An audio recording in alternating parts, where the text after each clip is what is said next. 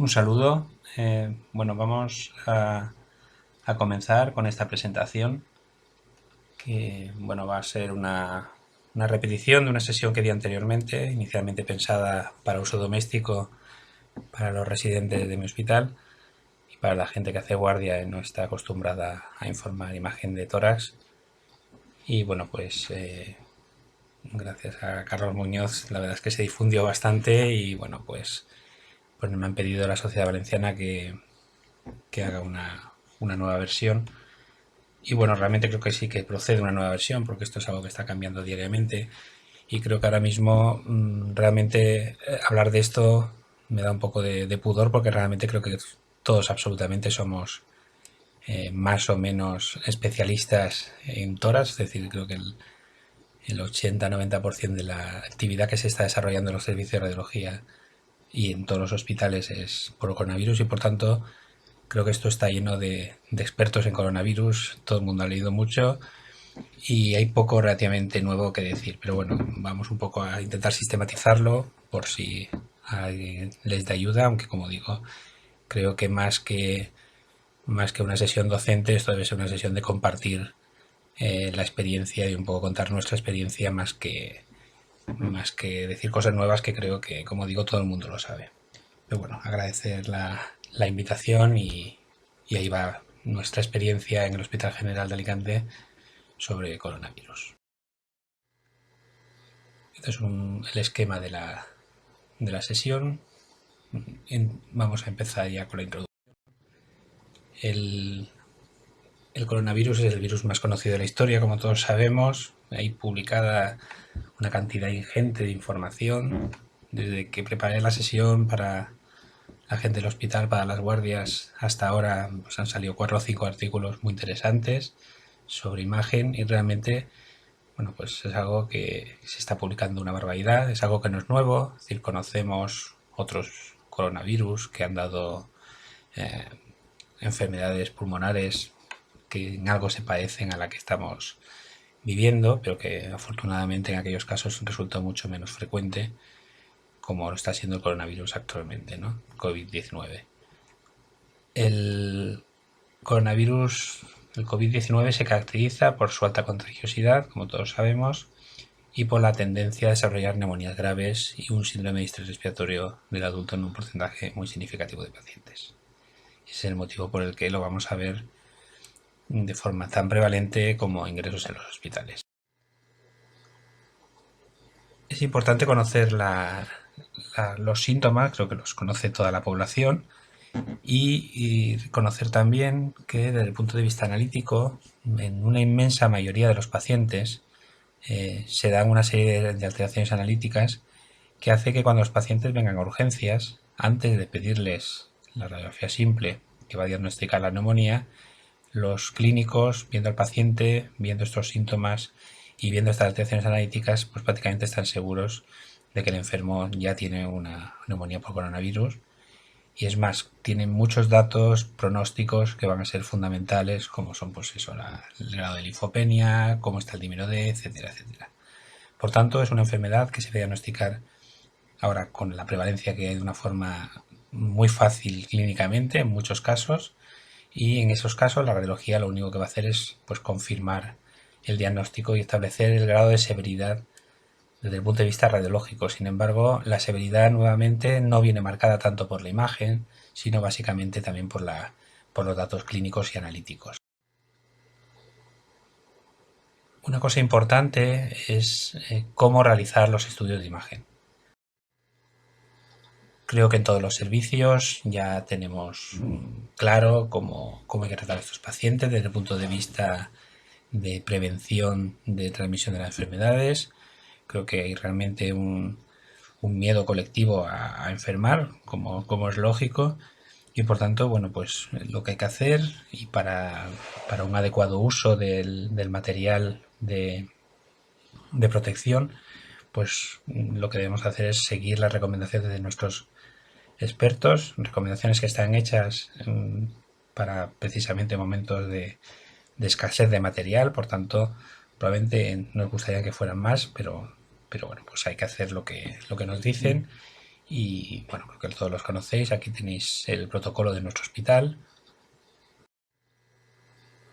Y lo más importante desde el punto de vista del servicio de radiología es reconocer que, sobre todo ahora, cuando hay muchísimos enfermos con coronavirus, tenemos que tener en cuenta que a lo mejor el enfermo que viene a continuación no es un coronavirus, es un paciente con una sospecha de enfermedad por coronavirus y no lo es, o sencillamente no tiene esa sospecha ni tiene esa enfermedad. Por tanto, es importante la limpieza después de cada uso de los equipos para evitar, evidentemente, no contagiarnos nosotros, pero también que el siguiente enfermo no se contagie. Eso es un dato importante que hay que tener en cuenta.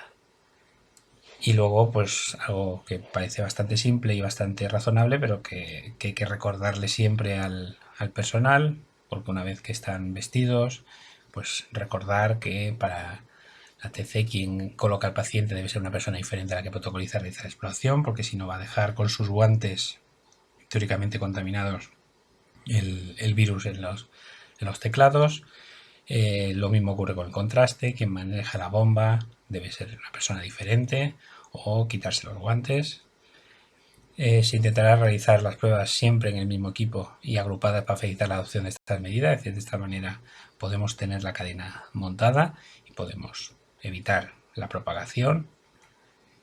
Y lo ideal es habilitar un equipo en la medida de lo posible y un circuito intrahospitalario que va a permitir que se realicen las radiografías de control en el servicio de diagnóstico. Es decir, hasta hace poco, todos los controles se hacían en portátiles, con lo que ello implicaba pues de radiación en el centro, en las habitaciones, la absoluta incomodidad, lo que son en gran parte héroes de nuestro servicio, que son los técnicos, que están constantemente manipulando enfermos con la enfermedad.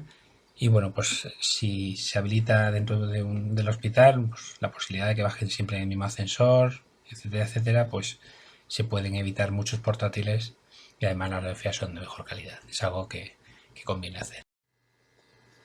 Por tanto, como digo, evitar radiografías portátiles es lo ideal, por calidad, por seguridad de los técnicos y precisamente lo que hay que hacer es usar equipos que sean ideales. Esto hay que hacerlo de acuerdo a la posibilidad de logística de cada centro, las características de cada paciente y, como hemos hecho nosotros, intentar hablar con medicina preventiva para facilitar pues, que los enfermos, en la medida de lo posible, se puedan bajar a radiología en los controles. En cuanto a la tomografía computarizada, pues decir que prácticamente lo que vamos a buscar no son minucias, es decir, vamos a buscar opacidades en vídeo ilustrado que las vamos a poder ver igual con los cortes de TACAR de 1 milímetro y medio, que con los cortes de 2 milímetros. Incluso iría más a los cortes de 5 milímetros, probablemente la mayoría de las opacidades se van a ver. Es decir, yo no trabajaría con cortes de 5 milímetros, pero cortes de 2 milímetros, que son los que con algunos estudios de rutina se puede estar trabajando, son de sobra. Es decir, no vale, no hace falta hacer estudios específicos de TACAR si le vamos a hacer un TAC de tórax con corte de 2 milímetros, por ejemplo. A continuación, la siguiente tema que vamos a tratar es la indicación de los estudios. Esto es algo que precisamente, como comentaba al inicio de la charla, es algo que está cambiando constantemente y lo que hacíamos hace 3 semanas no es lo que estamos haciendo ahora y es posible que no es lo que hagamos dentro de unas semanas, ¿no? Por tanto, voy a contar lo que en nuestro hospital estamos haciendo y eso es algo que creo que es fundamental, que el radiólogo participe con los equipos de COVID, los equipos que más o menos se han organizado en todos los hospitales, pues para establecer las indicaciones de en qué enfermos hay que hacer estudios de imagen o no, para que de esa manera todo esté más o menos unificado. Evidentemente nuestro papel es ayudar y nuestro papel es que cuando ellos crean que tienen que pedirlo tenemos que confiar en ello, pero es verdad que estos equipos están compuestos por gente muy heterogénea, es decir, esto ha hecho este estado de epidemia ha hecho que pues haya médicos de cualquier especialidad viendo estos enfermos, por tanto todo tiene que estar muy protocolizado y hay que intentar tener claro para qué hacemos las pruebas.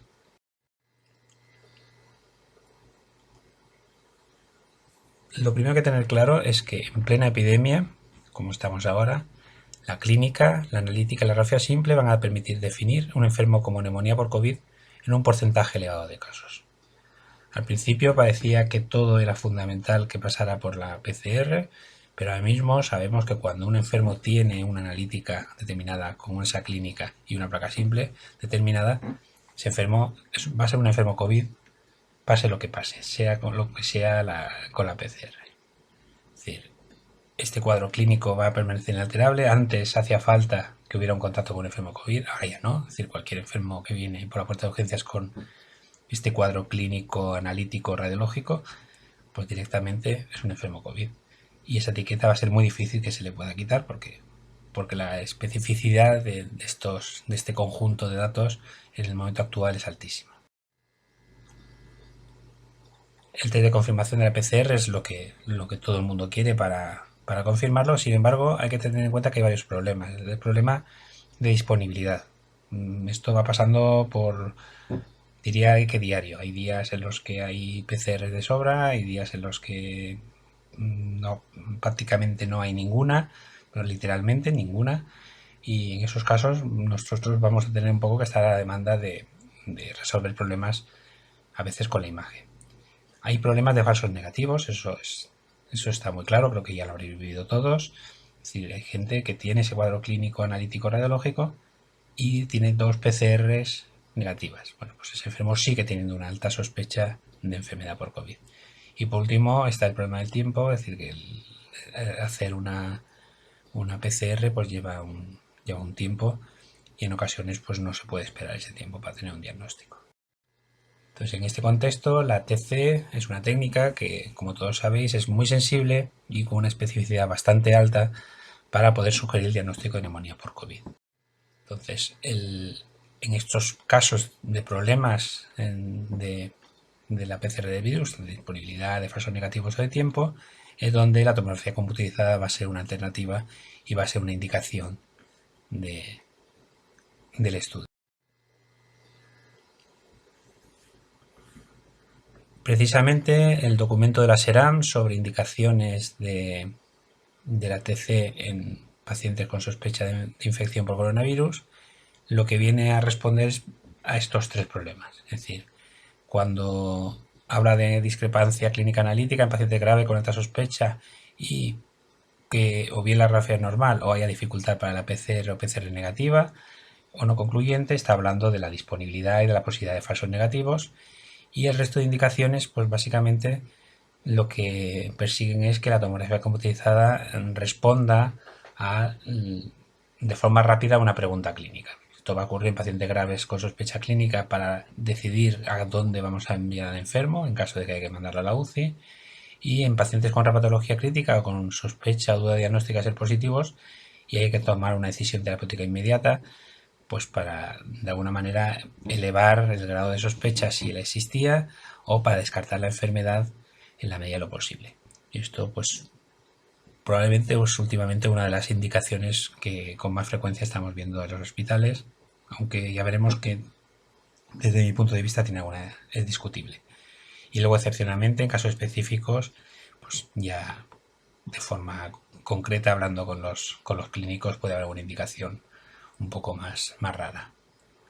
Insisto que muchas de estos cuadros se van a resolver con la clínica, la analítica y la radiografía simple.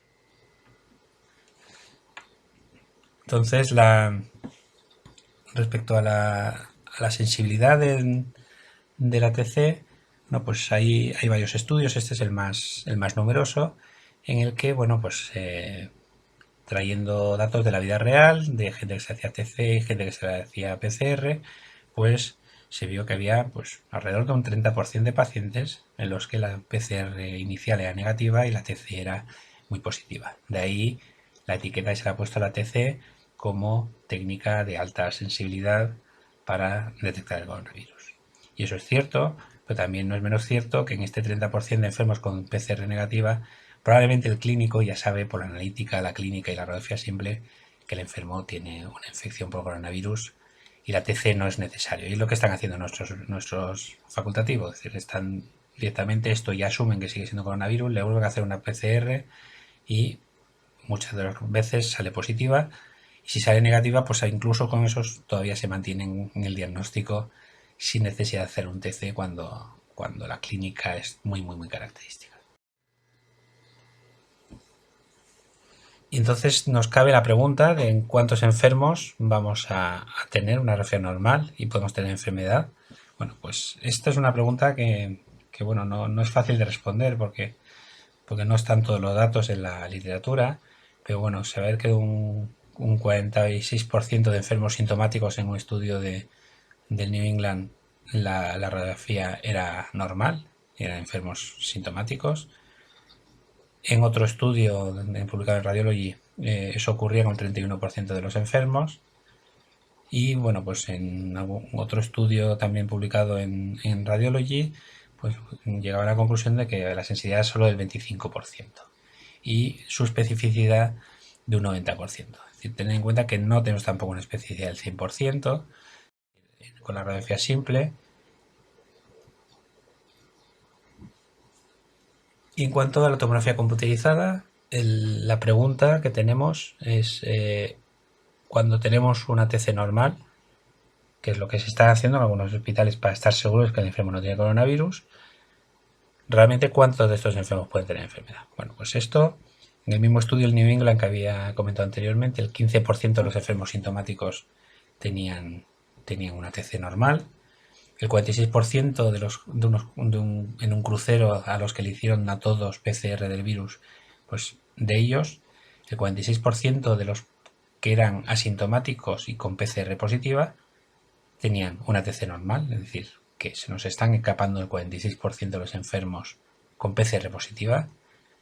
Y el tercer dato es que tenemos que un valor predictivo negativo del 42% con una población con una prevalencia del 85% de la PCR. Es decir, la conclusión de todo esto es que tener una TC normal no descarta en absoluto la existencia de una neumonía por coronavirus. No de una neumonía, sino de una infección por coronavirus. Lo que descarta es una neumonía por coronavirus, muy probablemente, pero no que el enfermo en su garganta, en su nasofaringe, que es donde se toma la muestra, tenga coronavirus.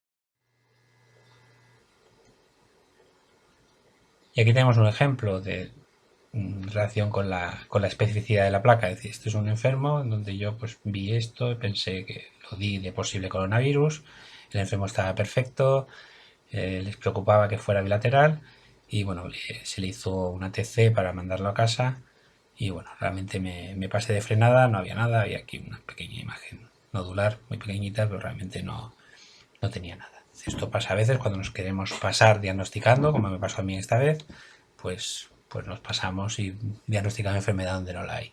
Sin embargo, la especificidad sigue siendo relativamente alta, donde fallamos es precisamente la sensibilidad.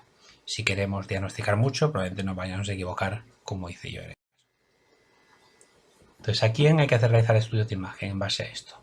Bueno, la estudio de imagen hay que hacerlo con placa simple en pacientes con síntomas respiratorios significativos o persistentes, es decir, gente que tiene una patología respiratoria significativa, es decir, no todo enfermo con sospecha de enfermedad por coronavirus hay que hacerle una radiografía simple.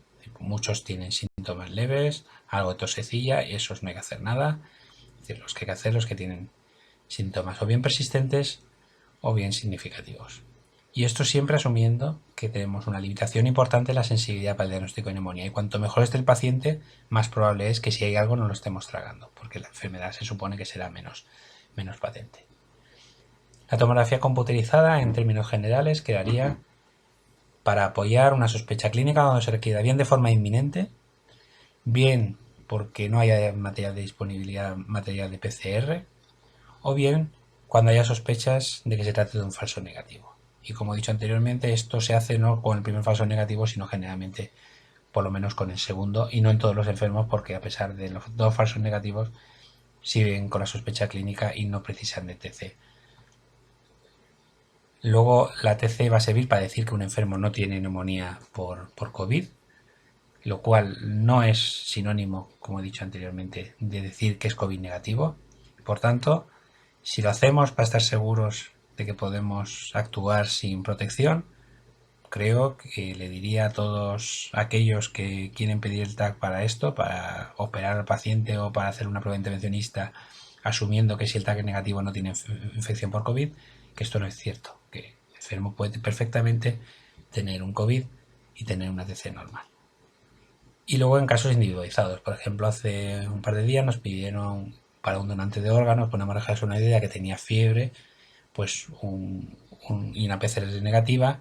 Por el tema de la fiebre, que probablemente era por la hemorragia subarachnoidea, pues nos pidieron por favor que hiciéramos una tomografía computerizada para estar seguros de que no estaban pues esto trasplantando con un donante infectado por coronavirus. Evidentemente no descarta 100%, pero por lo menos descartaba con una mayor probabilidad. En cuanto a la presentación radiológica, podemos ver la imagen de placa simple, la imagen de TC. Vamos a empezar por la TC, que es el orden habitualmente sería menos frecuente, pero vamos a empezar por la TC porque nos va a ayudar a entender lo que vemos en la referencia. La TC, en fase epidémica, tenemos que tener en cuenta que toda ocupación de espacio aéreo de cualquier tipo va a ser sospechosa, y entiendan que es espacio aéreo, no es vía aérea, es decir, no es árbol en brote. El árbol en brote precisamente no es característico, no debe hacer pensar en una enfermedad alternativa. Entonces, cualquier hallazgo parenquimatoso en un paciente con una PCR positiva va a ser atribuible a neumonía, es decir, prácticamente cualquier cosa.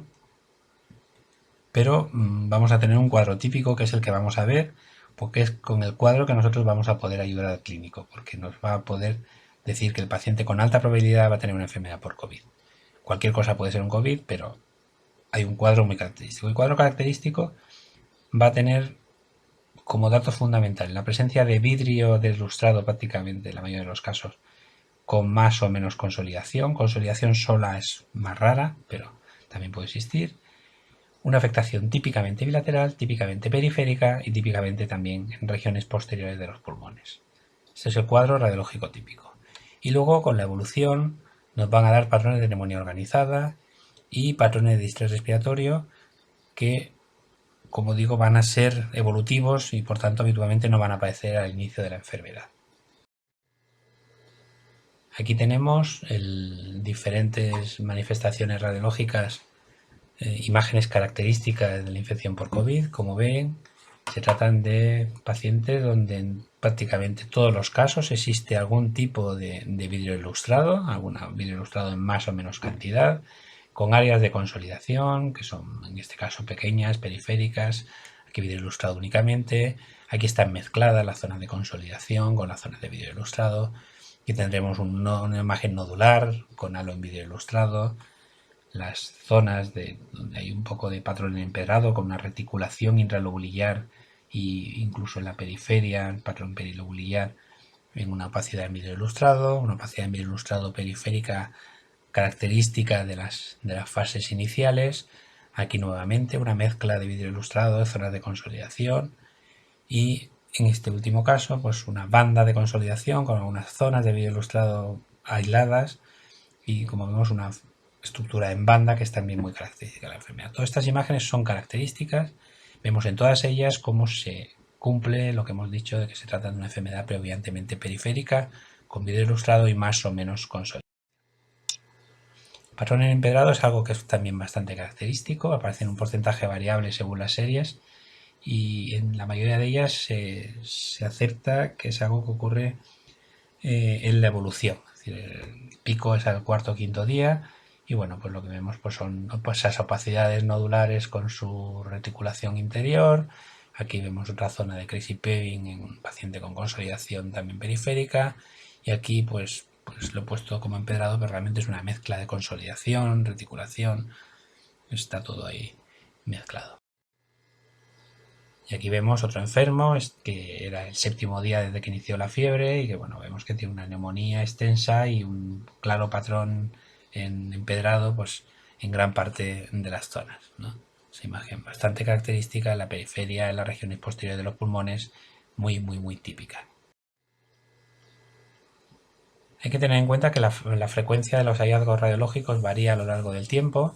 Y así, bueno, en azul está la fase inicial, la naranja la intermedia y el gris la tardía. Y como vemos, pues en la fase inicial es cuando evidentemente más radiografía normal vamos a tener. Vemos como en la fase inicial la consolidación es menor y aparece más posteriormente, la bilateralidad va a ir creciendo con el tiempo, como es lógico, y la distribución periférica inicialmente puede no ser tan característica, son parches más centrales, no necesariamente periféricos, pero con la evolución la enfermedad se tiende a limitar a las zonas periféricas de los pulmones. Y en cuanto a la frecuencia de los 3 patrones básicos de vidrio en azul, patrón empedrado en verde y consolidación, bueno, pues vemos como el crazy paving, como hemos dicho, tiene su máxima incidencia en la fase intermedia, a los 5 o 8 días, como el vídeo ilustrado es lo que domina en todas las fases, salvo en la fase más tardía, y bueno, pues como la consolidación va progresivamente siendo más frecuente. O por tanto podemos establecer una escala del temporal en la que los videoilustrados son lesiones en muchos de los casos iniciales, como vemos aquí, una enferma que tuvo una cocitis aguda, fue el momento inicial de la epidemia donde cualquier enfermo con fiebre de origen desconocido o que no estuviera clara se le hacía una prueba de COVID. Esta enferma salió positiva, aunque era completamente asintomática desde el punto de vista respiratorio, y aquí vemos una opacidad en vídeo ilustrado y cómo esa opacidad se convierte en una consolidación, también con algo de vídeo ilustrado adyacente. El día 8 esta paciente seguía estando asintomática. Y aquí tenemos un estudio en fase inicial, donde bueno, vemos cómo predomina el vídeo ilustrado, con alguna zona de consolidación, una cierta reticulación, es un vídeo ilustrado sucio, con una reticulación intralobular asociada. Aquí tenemos otra lesión periférica en vídeo ilustrado puro, típicas de las fases iniciales de la enfermedad. Y cuando la enfermedad progresa, como vemos, hay una transición entre el vídeo ilustrado, las zonas más de empedrado y las zonas de consolidación. De manera que muchas veces pues, nos encontramos una mezcla de estas 3 componentes. Nuevamente vemos cómo predomina la enfermedad en la periferia del pulmón, como vemos en los 2 lados. En cuanto a la morfología de estas lesiones, pues la morfología nos podemos encontrar 3 tipos de lesiones desde el punto de vista morfológico fundamentales. Una, las lesiones nodulares que pueden ser de características diferentes. En este caso, con un halo invertido, un doble halo invertido y un halo en vídeo ilustrado alrededor de la lesión. Aquí una lesión con halo en vídeo ilustrado, una lesión también con halo periférica, y aquí una lesión más sólida, pero que bueno, pues también tiene un cierto componente de atenuación en vídeo ilustrado.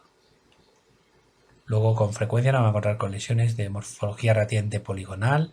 Son características estas lesiones como en torta, con unos bordes relativamente lineales en el margen, que no son más que el borde del lobulillo pulmonar. Aquí vemos un ejemplo también, una afectación lobulillar limitada muy bien probablemente por un septo interlobulillar, y aquí nuevamente una limitación perfecta de una lesión de forma más o menos poligonal con un borde recto.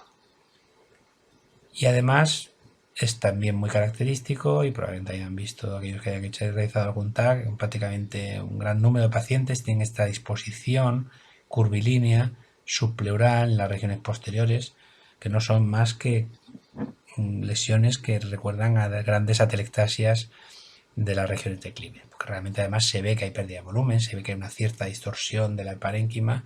Son lesiones, como digo, muy características, y nuevamente vemos la disposición periférica subpleural y ese aspecto curvilíneo. O aquí tenemos las 3 manifestaciones, las 3 formas de manifestarse morfológicamente la lesión.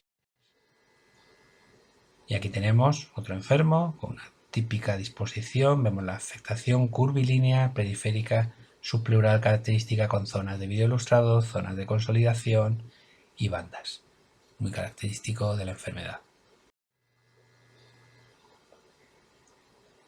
Como hemos dicho, la distribución en gran parte de los pacientes es bilateral, y esta bilateralidad aumenta con el tiempo. Al principio puede ser solamente unilateral, si hacemos un estudio de imagen como el TAC muy sensible inicialmente, pero por lo menos la mayoría de los enfermos que vemos nosotros, que son generalmente enfermos en fases avanzadas, vemos una enfermedad típicamente bilateral, y las otras dos características de la distribución es que va a ser una afectación periférica, como hemos dicho, y es muy llamativo la afectación típicamente posterior.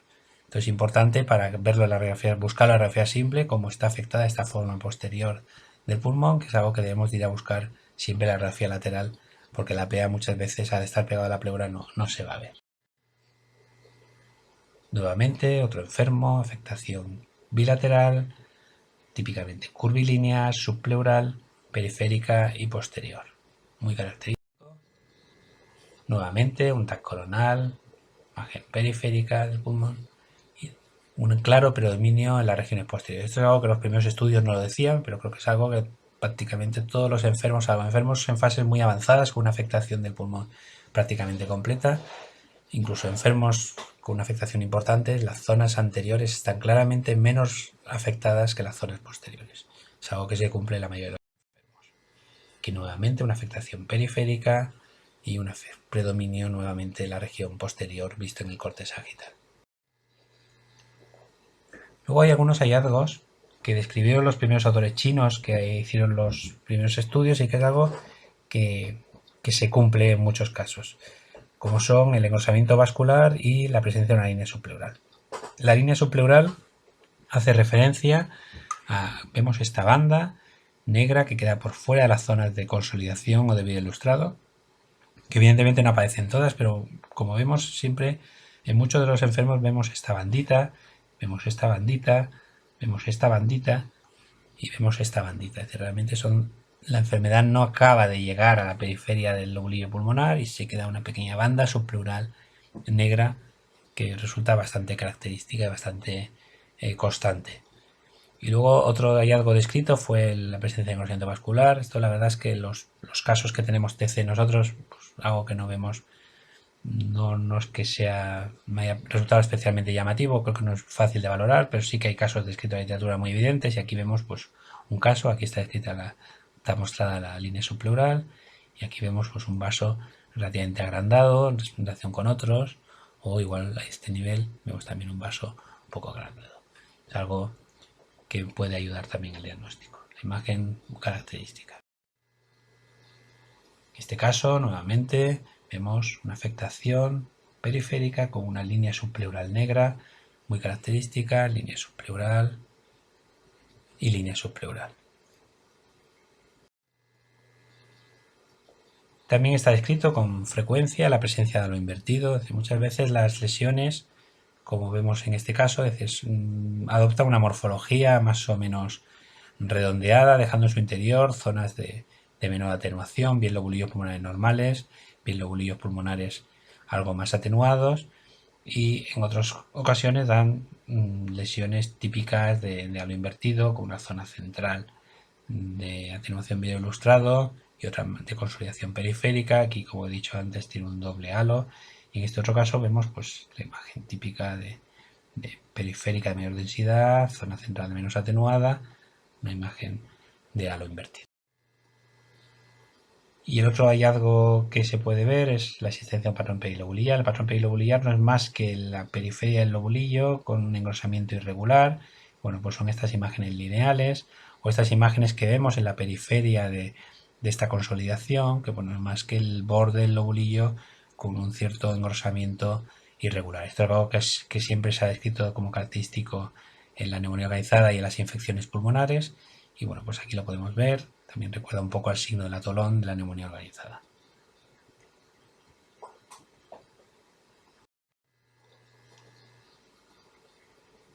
Y luego otro hallazgo que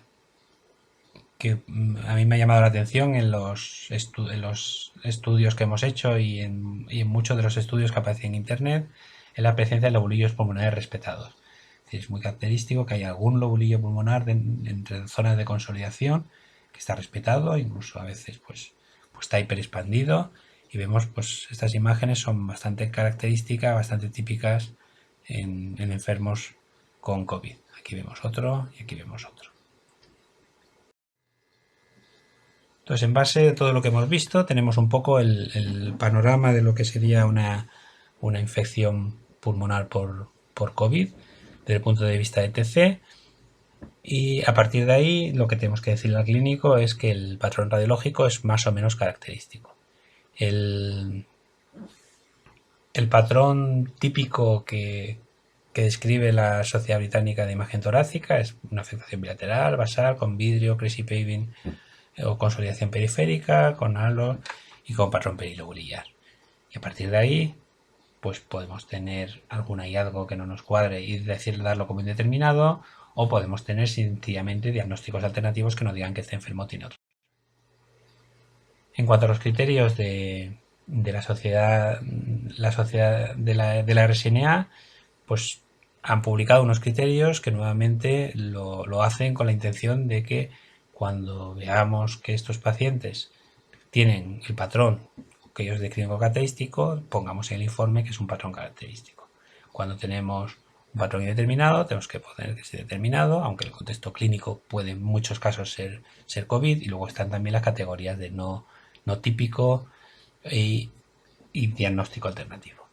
Por tanto, hay también además ahora un CORAS, que es una clasificación como el TIRAS, el BIRAS y todos los RAS, que bueno, realmente yo creo que al final, yo creo que en el COVID no vamos a inventarnos una clasificación para los pocos tasks que hacemos para darle un dato al clínico que probablemente ni entiende, ¿no? Entonces yo creo que los informes, desde mi punto de vista, tienen que ser claros y decirles si nos parece un COVID, y con eso vamos a ayudar básicamente.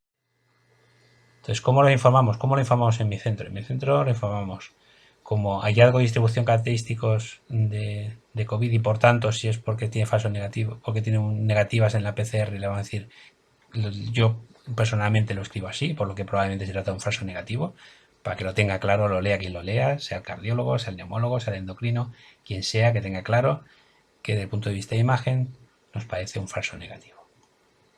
Podemos tener hallazgos menos evidentes, menos claros, y en ese caso decir que son hallazgos sugestivos en el contexto epidemiológico. Ellos ya sabrán cómo interpretar eso. Y podemos directamente decir que son hallazgos que no nos parece característico de la enfermedad. Y esto va a ser importante fundamentalmente en infecciones que clínicamente van a ser parecidas, pero que radiológicamente nuestro deber es decirle que no son características. Y por último tenemos que decir si hay hallazgos de otra enfermedad. Hay otra enfermedad que evidentemente van a dar un diagnóstico alternativo. Y esas son un poco las 4 categorías en las que yo hago los informes, los pocos informes que tenemos que hacer sobre esto, porque insisto, nos llegan muy pocos tags. Es decir, todos los tags que hemos visto son realmente, apenas son 15-20 enfermos, y no todos realmente indicados como Dios manda. Es decir, por indicación real, una indicación perfecta, hay relativamente pocos, y muchos enfermos que podrían estar indicados no se están haciendo porque se están diagnosticando clínicamente. Y así es como creo que podemos ayudar. Otro día la doctora Milagros Martí del Hospital La Paz, en una charla que dio en la SERAM, lo dijo muy claro. Es decir, nosotros tenemos que decirle al clínico si lo que tenemos es un COVID o no es un COVID desde el punto de vista radiológico. Y ya está, y dejarnos de escribir y de decir cosas. Y yo coincido plenamente en ella, que lo importante es que nuestro informe al final diga si es un COVID, posiblemente es un COVID, no parece un COVID, busca alternativas, y por supuesto no es un COVID porque es esta otra cosa. Esas son las 4 categorías en las que yo describiría. Aquí tenemos un ejemplo. Este es un enfermo que tiene una neumonía redonda, más o menos, tiene un patrón perilobulillar, tiene un vidrio ilustrado, tiene esos lobulillos respetados.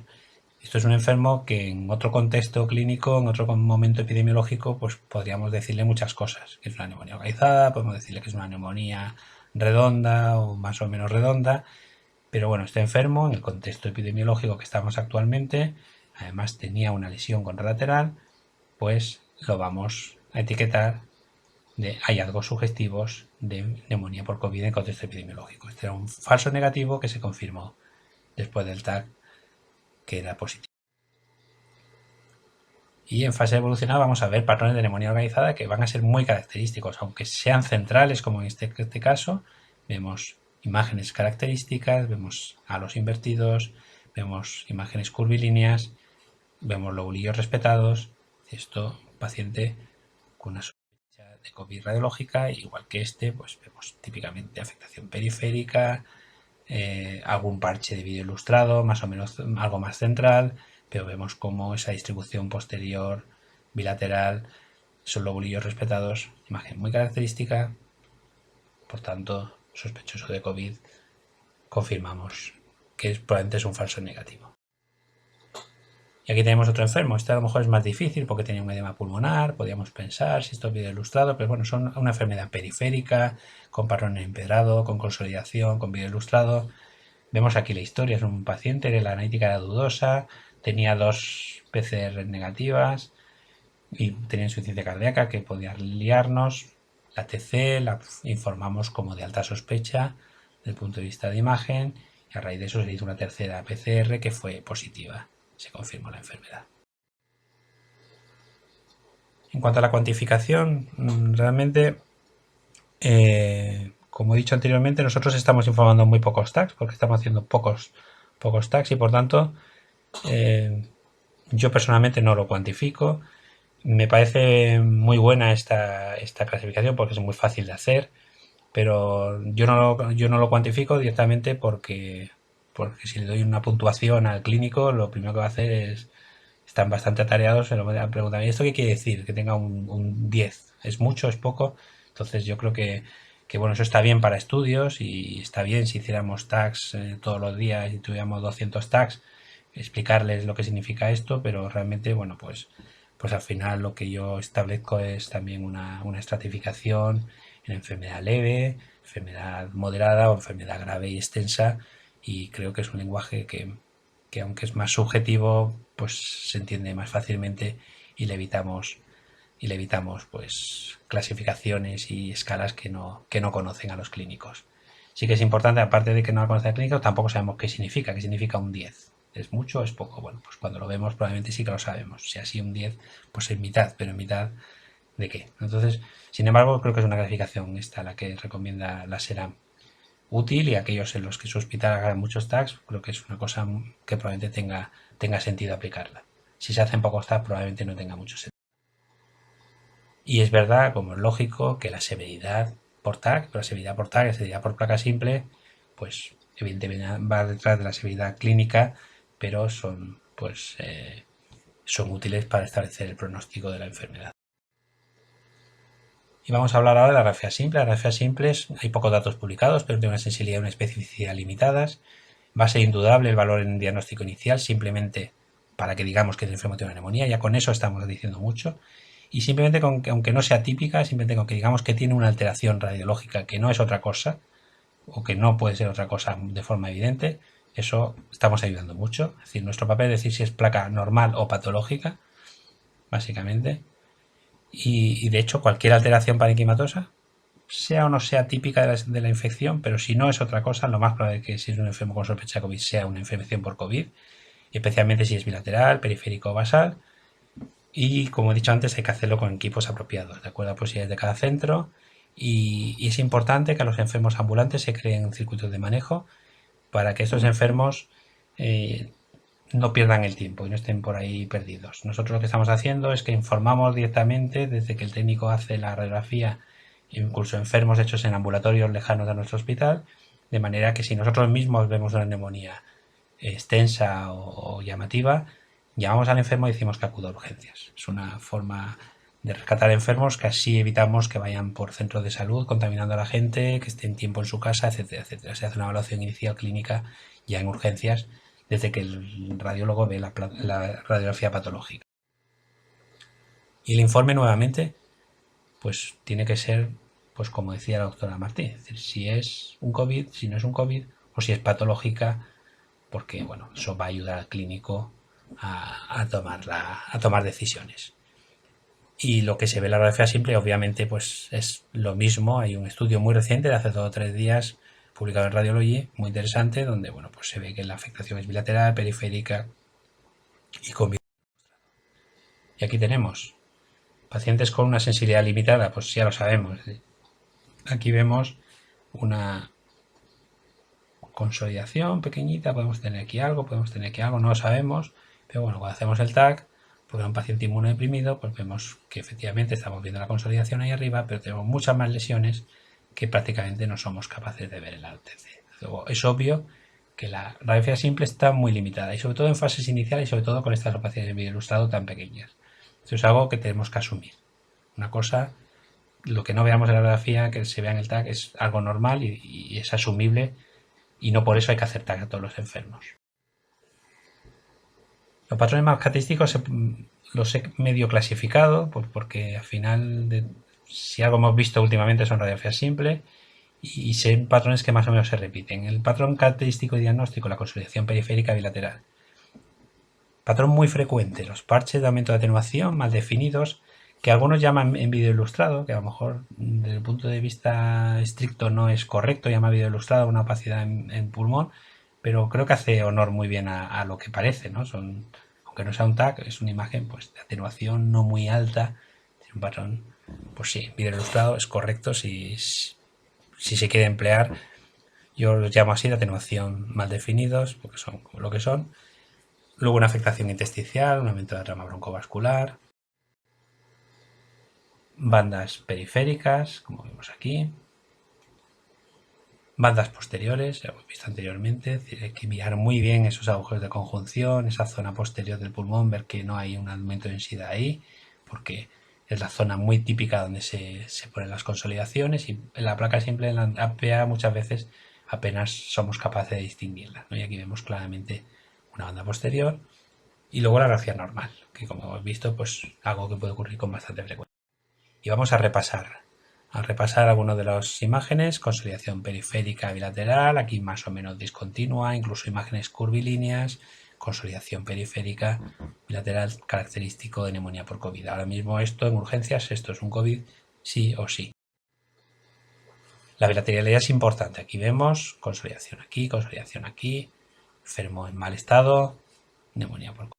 Bilateralidad, nuevamente, en este caso ya no son periféricas, son más imágenes redondeadas, parcheadas, bilaterales, algunas radiantes centrales en APA, luego a lo mejor están posteriores. En cualquier caso, imagen típica, bilateral, característica de neumonía por COVID. Unilateral clarísimo, otro parche en contralateral, periférico, muy característico de neumonía por COVID.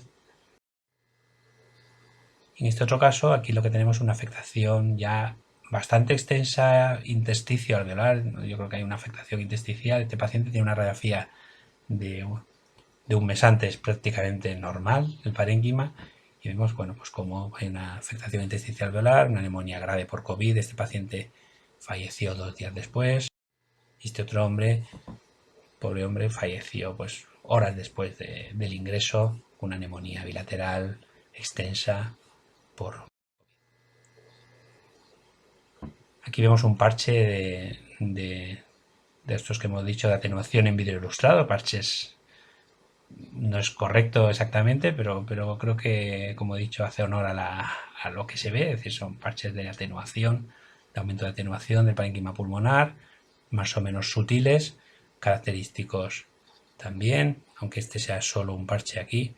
En el contexto epidemiológico actual es muy característica la imagen, hay que reportarlo como muy probable neumonía por COVID, a pesar de que no cumple los criterios de imagen característica. Aquí en este otro caso vemos también imágenes de la misma apariencia en vídeo ilustrado, periféricas, que pueden resultar a veces difíciles de ver, hay que comparar muy bien con el contralateral. Y este es un paciente que se hizo una TC, vemos aquí la imagen, nuevamente. Y aquí nuevamente una opacidad en vídeo ilustrado sutil. Aquí vemos otra consolidación mucho más evidente, la parte posterior. Aquí vemos pues, esta opacidad. Una de las manifestaciones, también descrita como clásica, es la afectación intersticial con aumento de la trama. Realmente, pues digo aumento de la trama porque realmente es lo que se ve, es un aumento de la trama broncovascular, llama un poco la atención, tenemos que ver bien, si tenemos una placa previa a veces nos ayuda mucho porque es lo que se ve, no se ve más, no vemos consolidaciones, no vemos lesiones focales, y esta es pues, una imagen característica, tiene una placa de un par de meses antes también, una enferma con un cáncer de mama, y bueno, pues esa afectación intersticial había aparecido y correspondía radiológicamente pues, a una afectación de la periferia del pulmón con opacidades en vídeo ilustrado una neumonía por COVID. Aquí vemos una afectación también bilateral con aumento de la trama broncovascular, a veces difíciles de ver, también neumonía por COVID. Y en ocasiones lo que vemos es ese aumento de la trama, sobre todo en la región más basal, con pérdida de volumen de los lobos inferiores, algo que ya hemos visto en la tomografía computerizada. Y bueno, pues también resulta bastante característico en el momento en que estamos ver esto, pues parece hipoventilación, pero si es un enfermo con un contexto clínico adecuado, pues esto probablemente se trata otra vez de una infección. Otra forma característica es la banda periférica que vemos aquí, una zona de consolidación subpleural muy característica, y aquí vemos la correlación con la imagen. Vemos esta zona de aumento de atenuación en vídeo ilustrado con una pequeña banda subpleural, y bueno, pues imagen típica que vamos a ver repetida en otros enfermos. Aquí nuevamente una consolidación en forma de banda a lo largo de toda la superficie pleural, muy característica, sea unilateral o sea bilateral. Simplemente el hecho de verlo así en el contexto actual también es bastante típico. Y como he dicho anteriormente, la TC nos ayuda a saber que la afectación muchas veces es en la zona posterior de los pulmones, y por tanto, aunque aquí veamos algo en la radiografía que no tengo muy claro lo que es, buscarlo muy bien en la lateral, porque en la lateral vamos a ver cómo efectivamente en esta zona del pulmón aquí se nos aparece algo que no tenía que haber, porque ahí esta zona del pulmón tiene que ser completamente lisa, completamente normal. Y si vemos los agujeros de conjunción, vemos como en esta zona los elementos posteriores están un poco más atenuados. Imagen bastante característica y que hay que buscar siempre en la referencia. Igual que en este paciente, la foto anterior, podemos ver el aumento de la trama, no sabemos muy bien lo que vemos, pero en la lateral no nos cabe la duda de que si vemos los agujeros de conjunción, aquí hay unos cuantos que están con mayor atenuación, típicamente una afectación posterior muy evidente. Y luego la radiografía normal, como hemos dicho anteriormente, ver una radiografía normal no te descarta que el enfermo, si le haces un TAC, tenga esto. Pues eso es normal que no lo veamos, por mucho que intentes volver a verlo, pues es difícil que lo veas, y bueno, pues eso es algo con lo que tenemos que contar y tenerlo en consideración. Igualmente, enfermo con radiografía que inicialmente se ve normal, podría decirse que aquí había algo, se trataba de un enfermo con una serie de factores de riesgo, se le hizo una TC y en la TC pues se confirmó que existía una neumonía, la que hemos visto anteriormente, bilateral, bastante característica. Y en este otro paciente, pues vemos cómo existe una simetría en la densidad, aunque inicialmente quien valoró esta radiografía pensó que era porque estaba todo esto más blanco.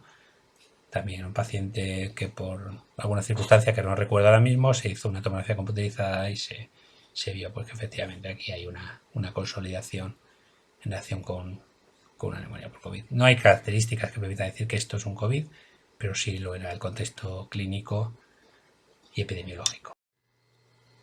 En cuanto a la imagen de seguimiento, diré algunas cosas. Simplemente que sepáis que bueno, pues que la enfermedad es una enfermedad que con frecuencia va a tener una evolución muy rápida, en muchos casos, de forma dramática. Esto ocurrió en prácticamente 24 horas.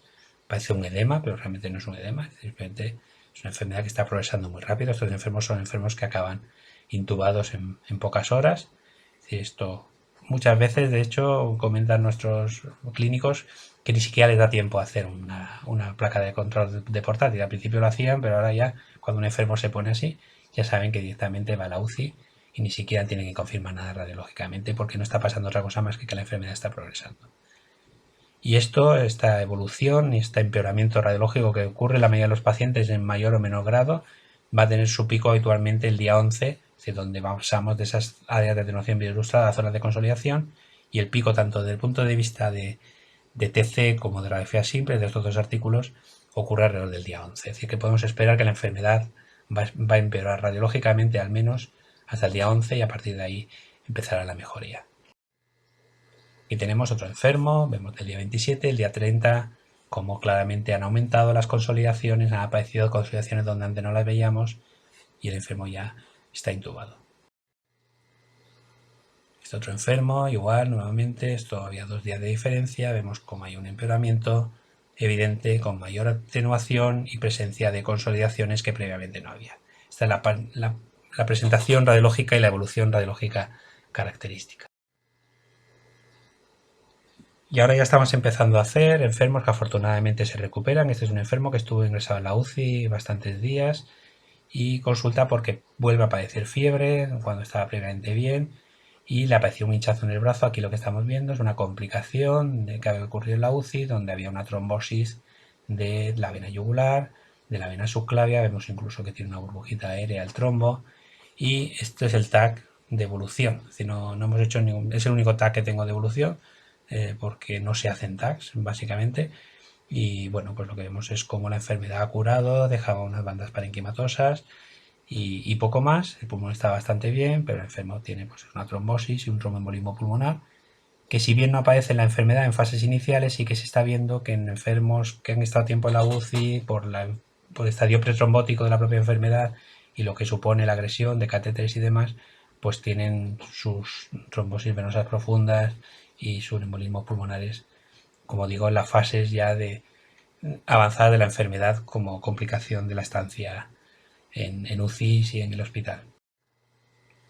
Y por último, recordar que bueno, ahora estamos viendo en nuestros hospitales una vorágine de COVID y todo es COVID y realmente no todo es COVID, eso es obvio, tenemos todos claro y cuando no está claro, y cuando está claro, pero clínicamente os voy a presentar algunos casos, algunos de ellos son incluso espectaculares por la presentación clínica, pero y en todos ellos se planteó el diagnóstico de COVID, en unos con más sentido y en otros con menos sentido. Y un poco pues para que lo tengamos todos en cuenta que no todo es infección por COVID. Tenemos que tenerlo nosotros y tienen que tenerlo los clínicos. Aquí tenemos 2 placas de 2 pacientes diferentes. Si les pregunto cuál de ellas es COVID y cuál de ellas no es COVID, pues creo que todos estaremos de acuerdo que esto es una afectación central, que no es la que estamos describiendo, esto es una afectación más periférica y extensa. Casi sería una el negativo de otra. Este es un enfermo que lo que tenía era una tuberculosis pulmonar, con lesiones cavitadas, con nódulos de árbol en brote, con granulomas. La imagen que inicialmente este TAC tuvieron que hacerlo en la guardia porque tenían sospechas de una enfermedad extensa y no les cuadraba muy bien clínicamente porque efectivamente el enfermo no tenía un COVID. El radiólogo dijo que esto no era un COVID y con eso ya, a partir de ahí, pasa a otra planta y pasa a otro sitio.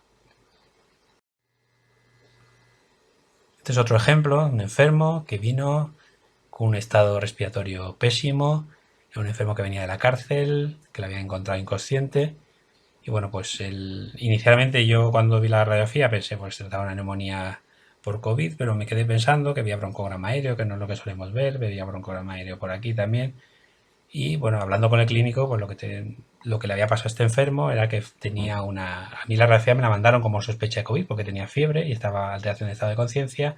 Pues este enfermo lo que tenía una sobredosis y por tanto radiológicamente lo que tenía una aspiración. Efectivamente se le pasó todo con naloxona, el tema respiratorio y el tema de conciencia y se quedó con el diagnóstico de neumonía aspirativa y efectivamente en el ingreso el COVID fue negativo repetidamente y tuvieron que poner antibióticos por una neumonía bilateral.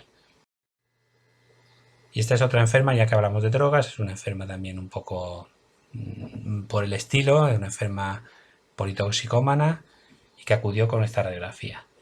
Esto fue un estudio que se hizo a las 3 de la mañana, que no son horas evidentemente para hacer nada, y bueno, pues la paciente estaba respiratoriamente muy mal, radiológicamente muy mal, y le hicieron una TC pues para ver por qué estaba tan mal, para intentar diagnosticar si efectivamente se trata de una enfermedad COVID. La infección pulmonar que tenemos no es una infección pulmonar, como veréis, es decir, es una afectación que sí, con el patrón empedrado, pero con una distribución muy extensa, que va desde las zonas centrales hacia la periferia. Por tanto, no es la presentación radiológica para nada que hemos visto hasta ahora, no es un patrón de distrés respiratorio, Y aquí lo que nos planteamos es que se trataba, dado que era una paciente politoxicómana, que se trataba de un edema pulmonar no cardiogénico en relación con algún tipo de droga. La enferma la verdad es que no confesó nada, lo único que sabemos es que revisando la historia clínica ya a las 8 de la mañana, cuando está todo mucho más claro, vimos que había tenido exactamente el mismo cuadro un mes antes, el 17 de febrero, edema pulmonar, que se resolvió en solo 24 horas, sin tratamiento diurético ni nada por el estilo. Luego, efectivamente, se confirmó que era un edema pulmonar no cardiogénico, probablemente en relación con drogas. La paciente no confesó, es más, 24 horas después se encontraba tan bien, a pesar del TACA que habéis visto, que se fugó del hospital. Luego, por tanto, bueno, pues es un caso interesante porque es un edema pulmonar por drogas. Es un caso interesante porque pensad que no todo lo que estamos viendo es COVID. Igual que esté enfermos, paciente con fiebre, con disnea severa, disnea que realmente definían como estridor. Si nos fijamos aquí, vemos que aquí hay una colección con un nivel hidroaéreo y como una tráquea está comprimida. El paciente lo que tenía era un estridor, está pixelada la imagen, pero bueno, vemos esa colección. Lo que se dice al paciente fue un TAC inmediatamente para ver qué era exactamente eso y vemos que es una colección que nace del ventrículo laringeo y se mete por la membrana tiroidea, corresponde a un laringocele con cambios inflamatorios de la grasa. Luego este paciente lo que tenía era un piolaringocele que inmediatamente nuestros compañeros intervencionistas le drenaron, gracias a lo cual el paciente que estaba literalmente está a punto de hacer una parada respiratoria, estaba con disnea y estridor severo, mejoró con la punción directa de esta colección y este es un control que le hemos hecho posteriormente. Vemos como el piolaringocele está de menor tamaño, como realza en sus paredes, una imagen bastante característica. Este enfermo cuando ingresó la sospecha fue igual, nuevamente COVID, infección, disnea, COVID, pues no es un COVID. Y esta otra enferma, paciente con cáncer de pulmón, infección pulmonar, fiebre, está con neutropenia debido a la quimioterapia.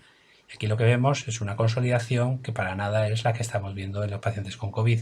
Inicialmente el diagnóstico era COVID, diagnóstico de COVID, cuando hicimos la tomografía computerizada para confirmar que no era un COVID, porque esto no parecía un COVID, vemos una imagen típica de halo invertido y corresponde a un infarto pulmonar, una forma muy característica de infarto pulmonar, tanto desde el punto de vista radiológico simple como de la imagen de la tomografía computerizada, y aquí se confirma el trombemio pulmonar, no COVID. Y luego respecto a las infecciones respiratorias, tener en cuenta que hay una serie de hallazgos que son típicos de otras enfermedades infecciosas, como son los nódulos centrifuliares, el árbol en brote, que no son para nada característicos de infección por COVID. Por tanto, cuando tenemos infecciones pulmonares con esos hallazgos, tenemos que hacer ver al clínico que es muy posible que el diagnóstico sea una alternativa de un germen diferente. Aquí tenemos un paciente con un filtradito a este nivel, perfectamente puede ser una infección por COVID, se ingresó como tal, sin embargo, tenía mucha leucocitosis, tenía datos que no le cuadraban mucho al clínico. Le hicimos una tomografía computerizada y efectivamente vemos como el paciente lo que tiene son nódulos centrifuliares centrales, no es para nada la imagen característica del COVID, la imagen típica de una infección pulmonar con afectación de la pequeña vía aérea, pero no sospechosa de infección por COVID. Este enfermo tuvo 2 COVID negativos, se fue de alta con tratamiento antibiótico y mejoró inmediatamente. Y este otro enfermo, algo parecido, este es el típico enfermo de una placa de un OCFAR agudizado con consolidación peribronquial, donde cuando hicimos el TAC, pues lo que tenía eran bronquiectasias, una afectación peribroncovascular, con consolidación peribroncovascular, con nódulos centrifuliares, nuevamente imagen no característica de COVID y por tanto ayudamos al clínico, lo trata como tal y le quita el aislamiento. Por tanto, siempre tener en cuenta que las infecciones pulmonares con opacidades centrifuliares, con árbol en brote, no son imágenes características del COVID, son imágenes sugestivas de otro diagnóstico y por tanto hay que reportarlo. Y hace poco ha salido otro artículo en Radiology sobre la capacidad de discriminar entre neumonías víricas de diferente etiología. Yo creo que eso tiene sentido cuando pase esto y cuando vengan casos esporádicos de COVID. Ahora mismo creo que realmente la diferenciación es muy fácil. Es decir, el 99% de las enfermedades víricas que vamos a ver van a ser neumonías por COVID. Lo que más ayuda es la existencia de la bilateralidad y el vídeo ilustrado, como hemos visto en todas las. Y por último, pues aquí tenemos otro enfermo, que esto es algo también bastante frecuente, enfermos con neumonía y edema agudo de pulmón y con COVID negativo, donde pueden tener dudas de si es un falso negativo. En estos enfermos, bueno, la radiografía va a ayudar, cuando aquí vemos una afectación bilateral, no es la característica de la neumonía por COVID, y bueno, pues la tomografía computerizada nos corrobora que efectivamente esta afectación pulmonar es más sugestiva de un edema pulmonar con su drena pleural bilateral que de neumonía por COVID. Hay que tener en cuenta que pueden coexistir, por tanto hay que tener cuidado. Bueno, pues eso es todo, espero que haya sido útil lo que es nuestra experiencia en imagen en el Hospital General. Y bueno, pues muchas gracias a todos, ánimo con esta terrible situación en la que estamos viviendo y bueno, y enhorabuena a todos aquellos que están realizando un trabajo excepcional, tanto en todos los estamentos, desde los médicos que están ahí poniendo toda su ciencia para salvar a los pacientes, en las UCIs, en las reanimaciones y en las plantas, hasta bueno, pasando por todos los escalafones que al fin y al cabo están expuestos al virus, en muchos casos mucho más que quien les habla, ¿no? Que estamos ahí en el hospital todos los días, pero que no vemos a estos enfermos en directo casi nunca. En cambio, nuestros técnicos, nuestros celadores están todo el día con ellos. Pues bueno, eso es todo. Gracias.